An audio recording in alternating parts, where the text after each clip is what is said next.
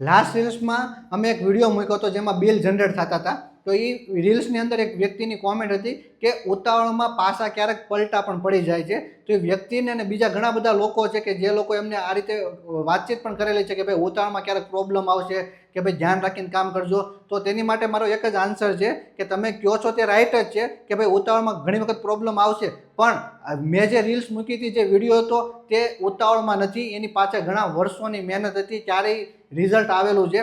તો હકીકતમાં હું તમારી વાતમાં એગ્રી છું કે ઉતાવળમાં પ્રોબ્લેમ આવતો હોય છે, પણ આ ઉતાવળ નથી. અને આની પહેલાં જે પ્રોબ્લેમ આવતા હોય, કોઈ પણ બિઝનેસ હોય, પ્રોબ્લેમ તો આવવાનો જ છે. પણ એ બિઝનેસના પ્રોબ્લેમ, જેટલા પણ પ્રોબ્લેમ છે, અમે સ્ટેપ બાય સ્ટેપ સોલ્વ કરેલા છે અને આજની તારીખમાં લેવલ ઉપર પહોંચેલા છીએ. તો મારું પણ એ જ કહેવું છે કે જો તમે તમારા બિઝનેસમાં ઉતાવળે ડિસિઝન લેતા હો, કે રિસ્ક કેલ્ક્યુલેટ કર્યા વગર લેતા હો, કે ભાઈ કેટલું રિસ્ક છે જોયા કર્યા વગર રિસ્ક લેતા હો, તો પહેલાં કેલ્ક્યુલેટ કરજો અને પછી આગળ વધજો, જેના કારણે તમે પણ તમારા બિઝનેસમાં સારી રીતે સક્સેસ થઈ શકશો. આ વાત ઉપર તમારે શું કહેવું છે, કોમેન્ટમાં જણાવી આપજો.